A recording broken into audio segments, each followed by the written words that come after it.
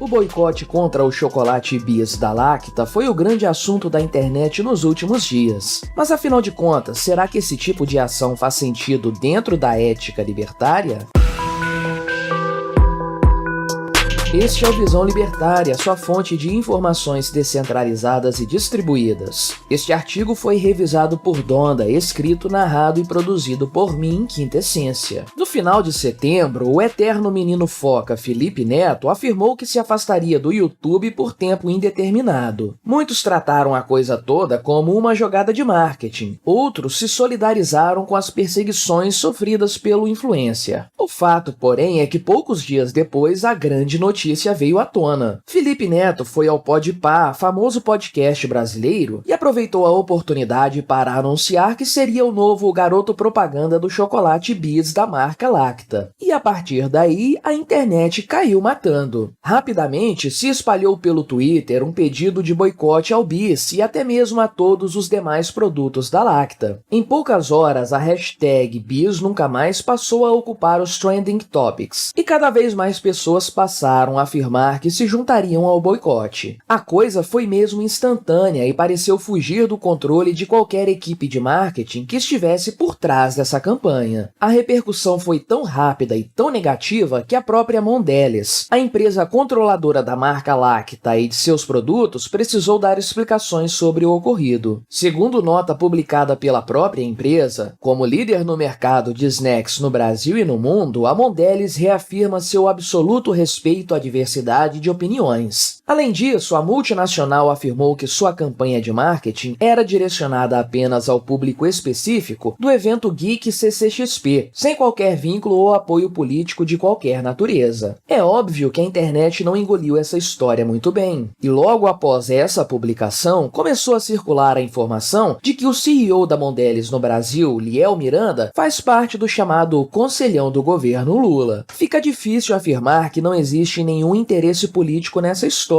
com um chefe executivo claramente posicionado a favor do atual governo, não é mesmo? Porém, as retratações não se restringiram apenas a Mondelez. O próprio Felipe Neto precisou se manifestar, de uma forma bastante hipócrita, é claro. Afinal de contas, ele é um sujeito conhecido por passar os últimos anos crucificando publicamente diversas pessoas. O menino foca agradeceu seus apoiadores, publicando em seu Twitter coisas como: "Não sei nem o que dizer, o ódio sempre será derrotado", e "a nossa história segue sendo escrita com o nosso suor e a lágrima dos extremistas. Venceremos sempre". Porém, nada disso adiantou e a coisa ultrapassou os limites da bolha da internet. De fato, políticos de esquerda tomaram partido nessa história, defendendo o Bis do ataque dos bolsonaristas. Os senadores Randolph Rodrigues e Humberto Costa gravaram e publicaram um vídeo comendo o citado chocolate. Randolph ainda escreveu a esse respeito no seu Twitter: "Vindo daqueles que consumiam cloroquina, o boicote a um chocolate tão gostoso é elogio". Obviamente, duas coisas no comentário do senador são bastante questionáveis. O primeiro ponto é de que todos os que passaram a boicotar o Bis são consumidores de cloroquina. O segundo ponto é a afirmação de que o Bis, um waffle bastante meia-boca com uma casquinha de chocolate ainda mais meia-boca, é um chocolate tão gostoso. Porém, independentemente do seu gosto, existem alguns pontos bastante interessantes que podem ser discutidos a partir dessa curiosa história. O primeiro é o erro cometido pela grande mídia e pelos dois senadores citados de tratar o boicote ao Bis como sendo obra de bolsonaristas. Sim, muitos políticos, até o próprio Bolsonaro inclusive, entraram nessa história. Mas o boicote surgiu, como geralmente acontece nesses casos, de forma totalmente espontânea na internet. Não foi uma iniciativa política. Foi essencialmente um movimento descentralizado que cresceu rapidamente e que passou a contar com o apoio orgânico de cada vez mais pessoas. E esses indivíduos não são bolsominions, como diria o Randolph Rodrigues. Eles apenas não gostaram da associação das marcas Bis e Lacta com o Felipe Neto. Não foi uma questão de apoio político, foi a rejeição à imagem pública de um sujeito que, convenhamos, tem usado a polêmica para se promover há um bom tempo. Isso nos leva, então, à discussão sobre a questão do boicote sob o ponto de vista libertário. E a verdade é que essa é uma ferramenta de convencimento não apenas bastante eficiente, como totalmente legítima de acordo com os princípios do libertarianismo. O boicote não é coercitivo, ele é voluntário, pois só participa do movimento quem quer. Você pode apresentar argumentos para tentar convencer outras pessoas a fazer parte do boicote, mas as pessoas só embarcarão nessa se elas realmente quiserem. É assim que as coisas funcionam na ética libertária. A violência nunca é aceitável, mas o convencimento é uma arma legítima para levar as pessoas a tomar atitudes que você aprova e recomenda. Cabe a essas pessoas, em sua plena liberdade, serem convencidas ou não por seus argumentos. Obviamente, o Estado não pode estar envolvido nessa história. Se alguém recorre à força estatal para obrigar outros indivíduos a tomarem determinadas atitudes, então estamos falando de violência clara e injustificável. Colocado o ponto libertário sobre o boicote, também podemos analisar a pertinência da ação de marketing proposta pela Lacta. É fato que, geralmente, se afirma que não existe marketing negativo. A marca sempre será beneficiada com a polêmica ao seu redor. Contudo, isso não é verdade em 100% dos casos. Parece que a estratégia de lançar o Felipe Neto como garoto propaganda do Bis se encaixa nessa pequena exceção à regra geral. A verdade é que o Felipe Neto é um sujeito polêmico. Ele escolheu ser assim e ele sempre se promoveu por conta das polêmicas em que se envolve. Além disso, postagens e publicações anteriores do Menino Foca, em que ele critica os chocolates industrializados e o consumo de alimentos ricos em açúcar, depõem contra seu papel de divulgador do Bis. Por esses e outros motivos, essa ação de marketing parece ter sido um grande tiro no pé da Lacta. E o envolvimento de políticos de esquerda nessa história apenas aprofundou o problema. Produtos como chocolates e outros como cervejas, refrigerantes e salgadinhos são extremamente democráticos. Tanto o rico quanto o pobre os consomem. Por serem itens de consumo de massa, as empresas não podem se dar ao luxo de perder grande parte de seus clientes através de boicotes. Por isso, escolher alguém com índice de rejeição tão grande para representar uma marca tão democrática não parece ser uma estratégia de marketing inteligente. A repercussão negativa do caso demonstra esse fato. Por outro lado, produtos mais específicos podem se dar ao luxo de ser polêmicos e ter rejeição de parte do mercado consumidor geral. Pense, por exemplo, que um estande de tiros ou mesmo uma loja de armamentos podem convidar um sujeito declaradamente de direita para fazer propaganda de seus produtos e serviços. Afinal de contas, provavelmente a maior parte dos consumidores desses bens também são de direita e se identificam com essas pautas. Já uma empresa que vende comidas veganas, por sua vez, poderia contratar como garoto propaganda alguém que declaradamente fez o L nas eleições. Provavelmente, seu público-alvo também votou no Molusco no ano passado. Porém, de maneira geral, o que o caso do Felipe Neto e do Bis nos mostram é o poder da informação descentralizada e distribuída e de como é a sua atuação na nossa sociedade. Uma má escolha de marketing feita por uma multinacional do setor alimentício repercutiu em poucas horas, levando a própria empresa e o garoto propaganda escolhido a se manifestarem. O estrago, porém, já estava feito. Em pouquíssimo tempo, milhares de pessoas já tinham aderido voluntariamente ao boicote. A força da descentralização da informação que une milhões de indivíduos de diversos lugares é muito superior à capacidade de executivos e estrategistas de marketing. Nenhum desses profissionais foi capaz de medir o tamanho do estrago que um erro de estratégia poderia causar à sua marca. Se a repercussão que o caso tomou é proporcional, ou se esse boicote específico deveria ser feito ou não vem ao caso. O importante é que esse é um movimento voluntário e espontâneo. Não foram os bolsonaristas que promoveram o boicote ao Bis e à Lacta. Esse fenômeno surgiu naturalmente. A esquerda sabe como a coisa funciona. Afinal de contas, no passado, ela aplaudiu as iniciativas do Sleeping Giants, que funcionavam da mesma forma. O Felipe Neto também entende como os boicotes funcionam. Afinal de contas, ele mesmo, no passado, promoveu vários. Esse pessoal da ala progressista da sociedade entende o fenômeno o suficiente para saber que ele surgiu naturalmente. Eles só não querem aceitar que seu modo de ver o mundo não é majoritário no Brasil. Esse boicote fez muito mais do que dar prejuízos para a Lacta. Ele também mostrou que a esquerda no Brasil não está com nada. Obrigado por sua audiência. Se você gostou deste vídeo, deixe o seu like e o compartilhe com seus amigos para difundir as ideias da liberdade. Se quiser ser notificado de outros vídeos, clique em se inscrever e depois no ícone da campainha. Até a próxima!